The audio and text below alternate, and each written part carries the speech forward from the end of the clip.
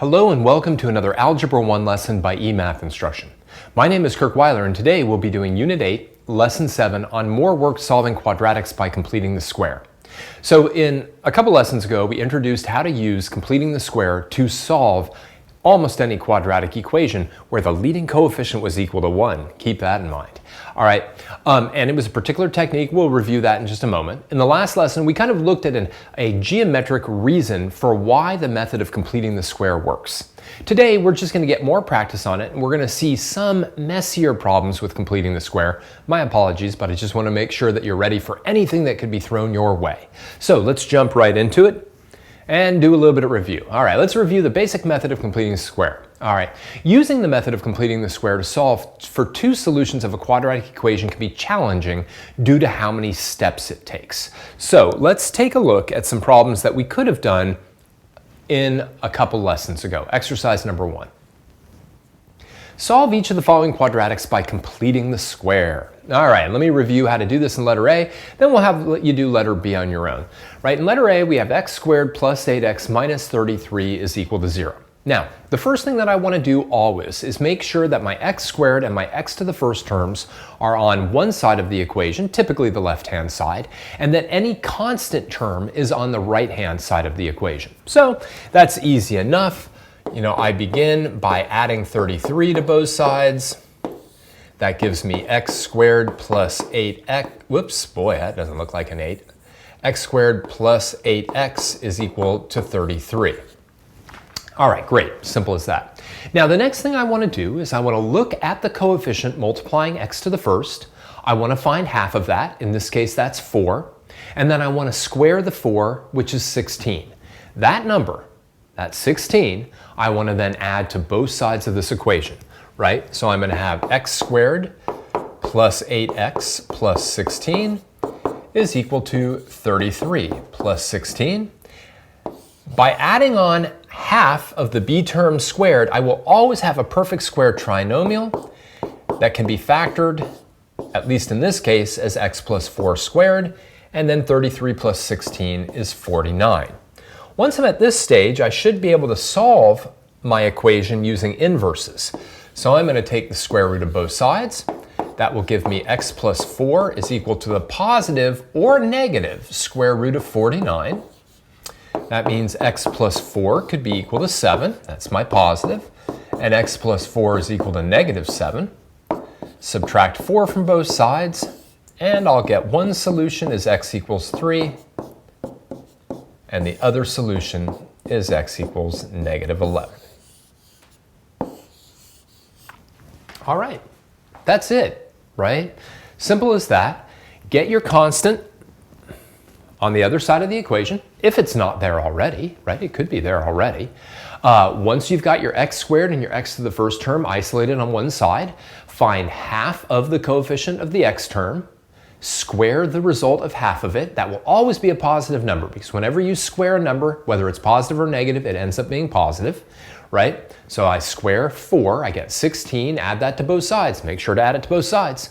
One of the major mistakes students will do will just be they're so fixated on that, they add it to this side, but they forget to add it to that side, right? Golden rule violation with algebra. Once you have added that half of b squared, the trinomial you have here will always be a perfect square trinomial. It'll always factor as x plus a squared or x minus a squared. All right, once you've got that, you can then solve using inverses the rest of the way. All right, so what I'd like you to do is work out your solutions to letter B.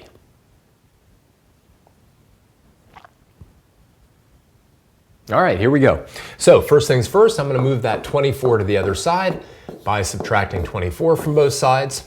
That's going to give me x squared minus 14x is equal to negative 24. Be careful there, right? Now I'm going to take half of negative 14. That's going to be negative 7, right? Let me just kind of write this up here. I'm going to square it and get 49. That's the number I need to add on. X squared minus 14x plus 49 is equal to negative 24 plus 49. This is now a perfect square trinomial. Specifically, it's x minus 7 squared. Negative 24, positive 49 combined to be positive 25. I now can solve using inverses, take the square root of both sides. I'll get x minus 7 is plus or minus the square root of 25. That means x minus 7 is equal to positive 5, or x minus 7 would have to be equal to negative 5. Add 7 to both sides. That doesn't look like adding 7 to both sides. That looks like adding scribble to both sides. There we go. That's going to be x equals 12. And add 7 to both sides here. And x is equal to 2. All right.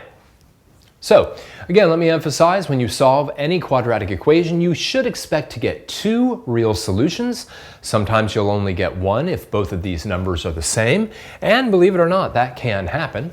But your 2 solutions could either be both positive, both negative, or 1 positive and 1 negative. All right, let's keep moving along. Now, so far, each quadratic equation has been set equal to 0. There is no reason why it has to start this way. Ultimately, we want to get the quadratic and linear terms on the left side of the equation and the constant term on the right side. So let's look at a couple that are a little bit different. We start a little bit differently than the other ones. Let's take a look at exercise number 2. Solve each of the following equations by first isolating the linear and quadratic term on the left, and the constant term on the right side of the equation. Then use completing the square to finish. All right, so this is very different. In letter A, we have x squared equals 2x plus 63. Now notice the constant, the 63, that's already on the right-hand side. That's already exactly where I want it. So if I want to set this equation up so that I can do completing the square, the first thing that I actually want to do is move the 2x by subtracting a 2x from both sides. Now, be clear. You cannot combine an x squared and a 2x. So the best that you can do on the left-hand side is write down x squared minus 2x. On the right-hand side, those 2x and negative 2x would cancel, and then we'd be left with 63. All right, so not really all that different than what we've been doing when we've moved the constant to the right-hand side. The difference is here we move that linear term to the left-hand side. But now we're ready to go through the procedure of completing the square. So I'd like you to pause the video now, work on completing the square on this one to come up with 2 solutions, and then we'll go through it.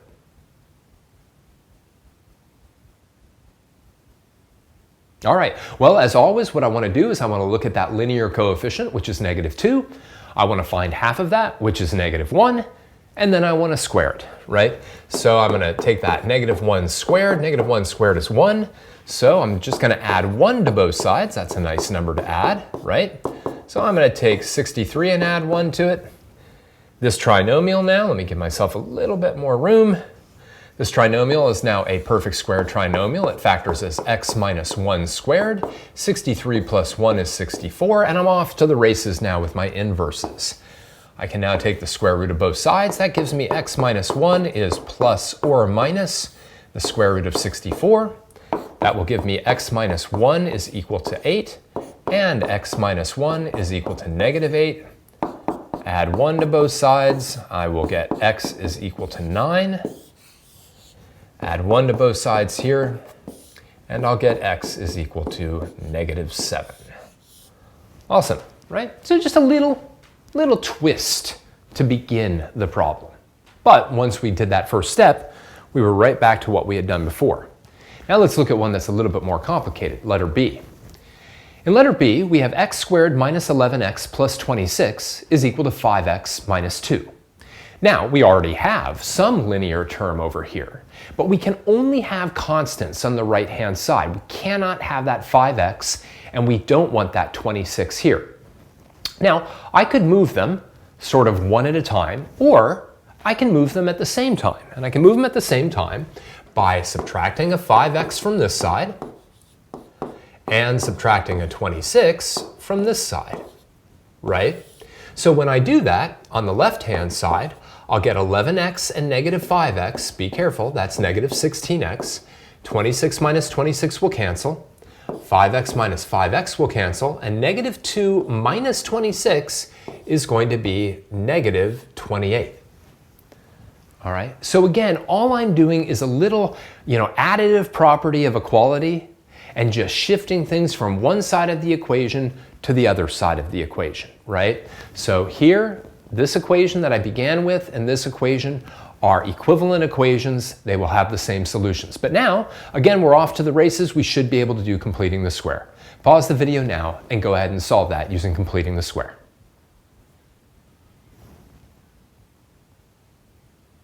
All right, let's do it. Well, as usual, we've got to look at that -16, find half of it, which is -8, square it, which is positive 64, and add that to both sides.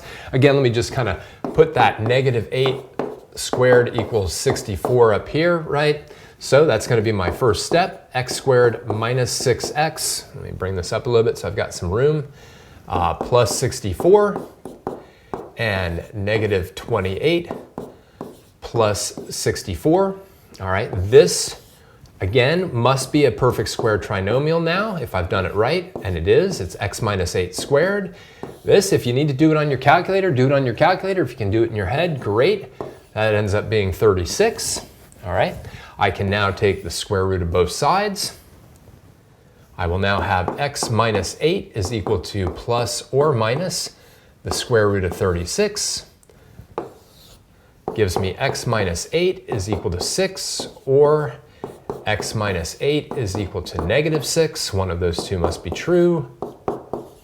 And therefore, x must be equal to 14. And add 8 here, x is equal to 2. Okay. So again, we had always worked problems where we had our quadratic equations set equal to 0. All right, but in order to do the method of completing the square, what you really have to do ultimately is you've got to have something that kind of looks like x squared plus bx is equal to c. That's what you've got to have ultimately, right? Then you find half of b, you square it, you add it to both sides. Sometimes we just have to do a little bit of algebraic manipulation to get it to this point. All right, now let's get into the messiness, if you thought that was messy. Right, now, in each case that we've worked with, the coefficient of the linear term, right, the thing that we had to take half of, has been even. I want to just point that out, right? So I've never had one kind of like in this one where that coefficient was odd. Now, what's the point? Well, because it's been even, it's allowed us to find half of it very easy, right? I mean, if the number is 6, find half of it, it's 3. If the number is 20, find half of it, it's 10. If the number is 3, find half of it, it's 1.5? Yeah, that's ugly. We will occasionally have to work with an odd coefficient, okay? So let's take a look at that situation. Exercise number 3. Consider the equation x squared plus 3x equals 4. What number must be added to both sides of the equation to form a perfect square trinomial? Add the quantity and then factor the left side. Okay, so look, I'm going to warn you right now, you're not going to like this unless you like fractions and feel very comfortable with fractions.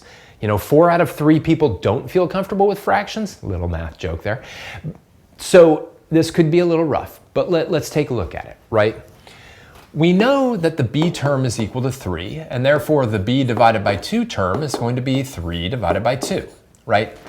This is what I've got to square. I've got to square 3 halves, right? So I'm going to square it.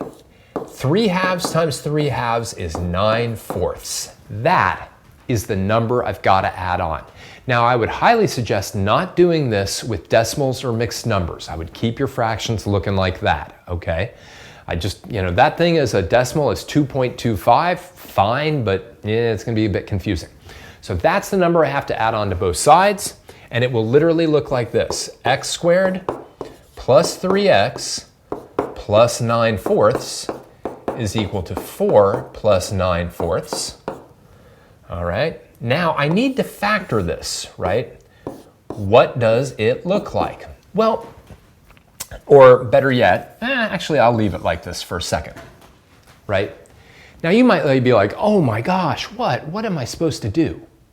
But keep in mind, the number that was in here has always been, and will always be, half of b. It always has been. If you look back at every single thing that we've done, right, and I pointed this out early on with completing the square, the number that's in here is half of b. This is literally going to be x plus 3 halves times x plus 3 halves. It is this number, including if it's negative. So if that's a negative number, it would be x minus, right? That's it. Now, probably the worst part of this is going to be adding 4 plus 9/4. Your calculator can do that for you, okay? It can even give you the result as a fraction, but I know for myself it's 25/4. So at the end of the day, all of this thing becomes x plus 3 halves quantity squared equals 25/4. All right? That is now the equation we have to solve using inverses. And that is going to be letter B, right? Finish solving the equation using the method of completing the square. Actually, we've already really done most of the method of completing the square. I really should say finish solving the equation using inverses. Let's do this one together because, again, it's the first one we've done with these kind of gross looking fractions. So let's do it, right? And what do? I take the square root of both sides. I think I'll just do that right down here. And I get, just like before, x plus 3 halves is going to be plus or minus the square root of 25/4. Well, that's going to be x plus 3 halves is equal to plus or minus 5 halves. So x plus 3 halves is equal to positive 5 halves, or x plus 3 halves is equal to negative 5 halves. Right? One of the great things about this is typically the fractions at this point have common denominators, right? So you don't need to get a common denominator. 5 halves minus 3 halves is 2 halves, and that's just equal to 1. Right here, when I subtract 3 halves from both sides, 5 halves minus 3 halves is negative 8 halves, and that's negative 4. So x equals 1, and x equals negative 4. And that's it, right? Now again, all of this fraction work, you know, let's put it bluntly, all of that fraction work is basically middle school, even maybe pre-middle school work, right? You know, adding 5 halves and 3 halves, subtracting, right? Now granted, it does involve signed numbers here, so that can be challenging, but don't forget you do have your calculator, and it can help you a lot with work with fractions. All right. Well, there's no getting around it. You know, when the linear coefficient is an odd integer, there will ultimately be some work with fractions that must be done in order to complete the square and solve the equation. There's no getting around it, right? If you've got that middle coefficient being odd, then there is going to be a fraction, because when you divide an odd number by 2, you get a decimal or fractional portion. An even number divided by 2 ends up being another integer, but an odd number divided by 2, unfortunately, ends up involving a fraction. So let's kind of take a look. Exercise number 4. Solve each of the following quadratic, it should be quadratic equations, by completing the square. Show all steps. Okay, great. So, you know, no different than really what we've been doing. In fact, this kind of combines what we did in exercise 1 with what we just did. Let's do another one, right, together that's going to have those fractions. And then we'll kind of let you do letter B on your own. All right, so to begin with, letter A. The first thing I want to do, as always, is I want to move that 30 to the other side of the equation. All right, that's going to give me x squared plus 7x is equal to 30. Now I got to think about what I'm going to add on, which is that b divided by 2 squared. So I'm going to have to add on 49/4. Ugh. Again, it's not as bad as it may sound. 49/4 equals 30 plus 49/4. All right. When I factor this, it will be x plus 7 halves squared. And now I have 30 plus 49/4. All right. So 30, right, in terms of fourths would be 120/4. So 120/4 plus 49/4 will be 169/4. I am starting to really get tired of saying the word fourths. All right, so I'm going to take the square root of both sides. That's going to give me x plus 7 halves is plus or minus the square root of 169 fourths. Luckily, 169 and 4 are both perfect squares. The square root of 169 is 13, and the square root of 4 is 2. So I get plus or minus 13 halves. Well, I think I need even more room, man. So I'll get x plus 7 halves is equal to positive 13 halves, and x plus 7 halves is equal to negative 13 halves.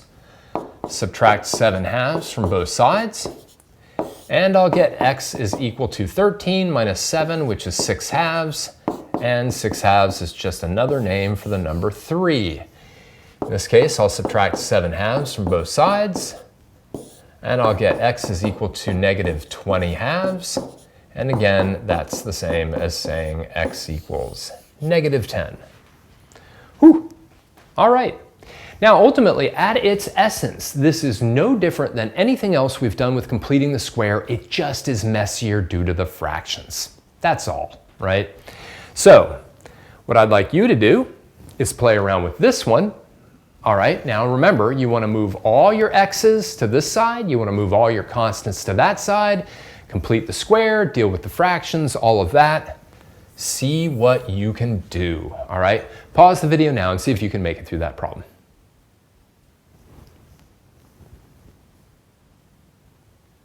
All right, let's do it. First steps first, got to get your x's all on the left and your constants all on the right. I've got an 8x over here, so I want to subtract that from both sides. And I've got a positive 3 over here, so I want to subtract that from both sides. That's going to leave me with x squared minus 5x. Those two cancel, those two cancel. Watch out, negative 3 and negative 3 gives me negative 6, not 0. All right, so now I've got that negative 5. I want to make sure that looks like a negative 5 and not a negative 6. So I'm going to have negative 5 halves squared, and that's going to be 25, positive 25 fourths. That's what I need to add on. So I'm going to have x squared minus 5x plus 25 fourths is equal to negative 6 plus 25 fourths. Let me move this over here. All right, now this will factor as x minus 5 halves. It's always that half of b in there. Okay, that I might need to do a little bit of work, but it's not too bad. Negative 6 is actually negative 24 fourths, and negative 24 fourths plus positive 25 fourths is actually just positive 1/4. Awesome. I like that because both 1 and 4 are perfect squares themselves. So I'm going to get x minus 5 halves is equal to plus or minus the square root of 1/4. So x minus 5 halves is plus or minus 1/2. And that means x minus 5 halves is equal to 1/2. And x minus 5 halves is equal to negative 1/2. Add 5 halves to both sides. All right, 1/2 plus 5 halves is 6 halves, and 6 halves is the same as 3. Here, add 5 halves to both sides and get rid of the hypercube logo. That was kind of fun. Negative 1/2 positive 5 halves is positive 4 halves, and that is the same as x equals 2. All right, maybe I should get and move that. All right, so wow, that's some, look at all those lines of beautiful algebra. Look at all that algebra. It really is kind of amazing. As you go further and further in math, there's less and less that you can do with a single line or 2 lines or 3 lines. It takes some work, right? But it's all within your grasp.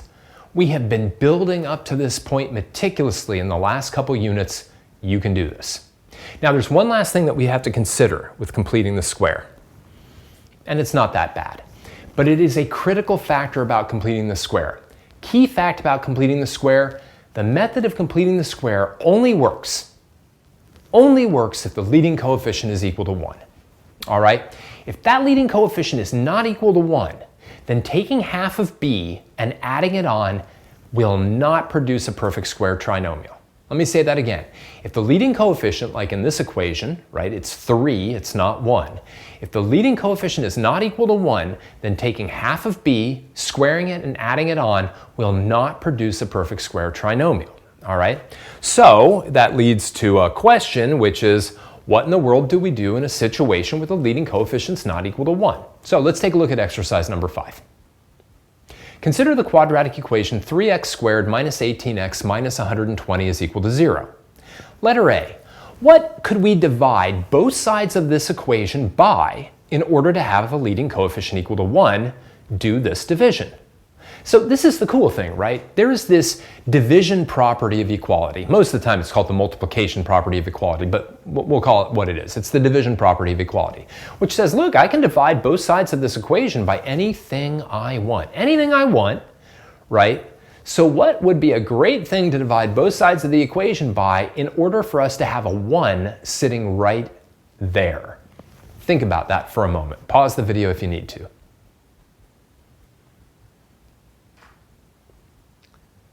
All right, well, it's easy. Divide both sides by 3, right? If there's 3x squared here and I only want 1x squared, then I should divide both sides by 3. Now, you want to be careful because division distributes. So what I'm really doing here, and I really want you to make sure that you understand this, is I'm really dividing everything on this side by 3, and dividing everything on this side by 3. When I do that, I have to distribute the division by 3. In other words, I'm doing this, and keep in mind 0 divided by 3 is just 0, which is awesome, right?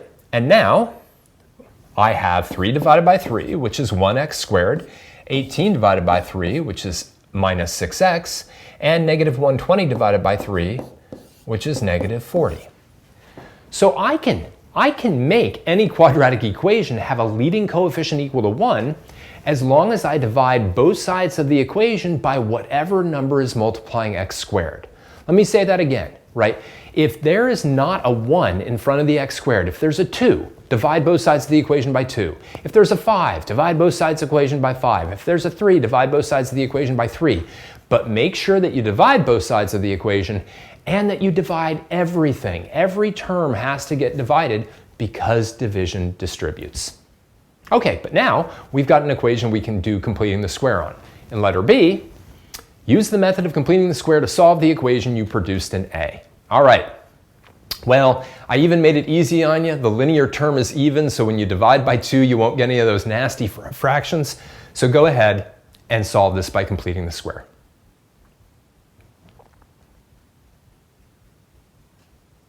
All right, let's do it.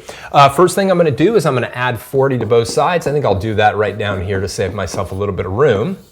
All right, when I do that, I will have x squared minus 6x is equal to 40. I'll then take that negative 6, divide by 2, and square it. That'll be negative 3 squared, which will be 9. I've got to add that to both sides. So I will get something like this. That will then factor into x minus 3 squared is equal to 49. Take the square root of both sides. X minus 3 is going to be plus or minus 7. I think I'm going to just skip to that right away.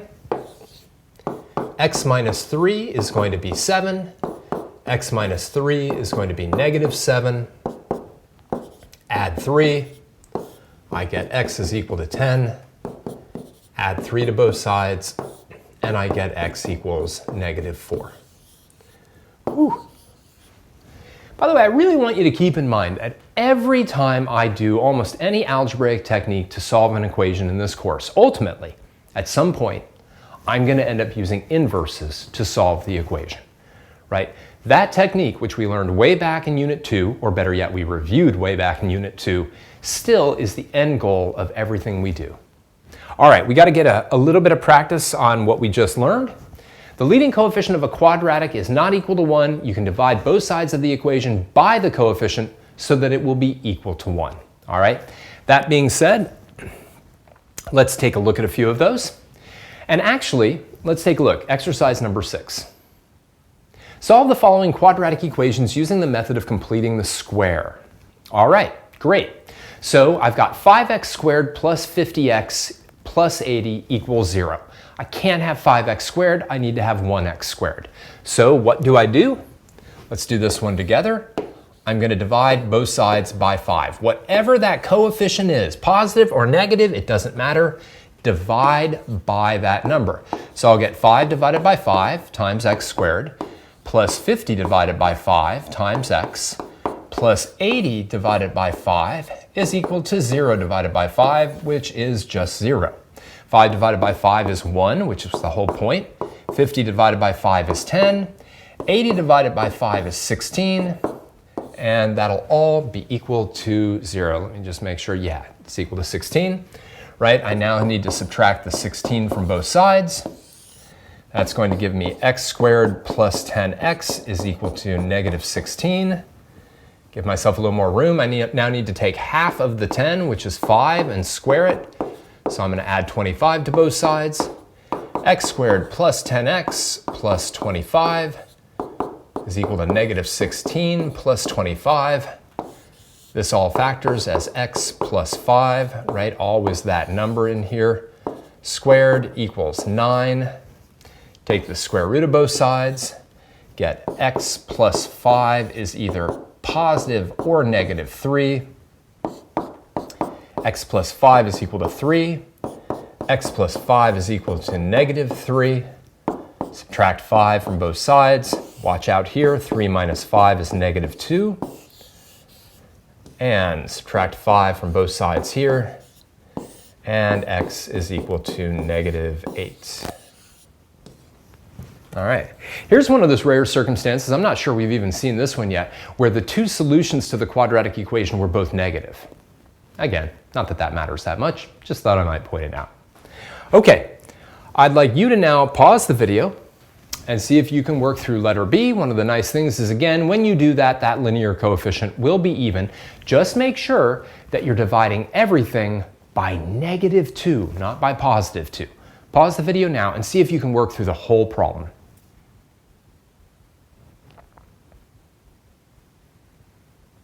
All right, let's do it. So, first thing I'm going to do is move this out of the way. I'm then going to divide both sides of the equation by negative 2. I'm not bothered by the fact that that's a negative 66. That's actually going to save me a step. So I'm going to get negative 2 divided by negative 2, x squared, plus 16 divided by negative 2x. Negative 66 divided by negative 2 is positive 33. So now I'll get x squared. Watch out here. 16 divided by negative 2 is negative 8. Equals 33. I'm now at a point where I can finally do completing the square. So I do negative 8 divided by 2 is negative 4 squared gives me 16. That's what I have to add on. All right, so I will have x squared minus 8x plus 16 equals 33 plus 16. All right, all of this factors into x minus 4 squared. 33 plus 16 is 49. Take the square root of both sides. X minus 4 is going to be plus or minus 7. A little more room. X minus 4 is equal to 7. X minus 4 is equal to negative 7. Add 4. X equals 11. Ooh. And add 4. And x equals negative 3. All right, that's it.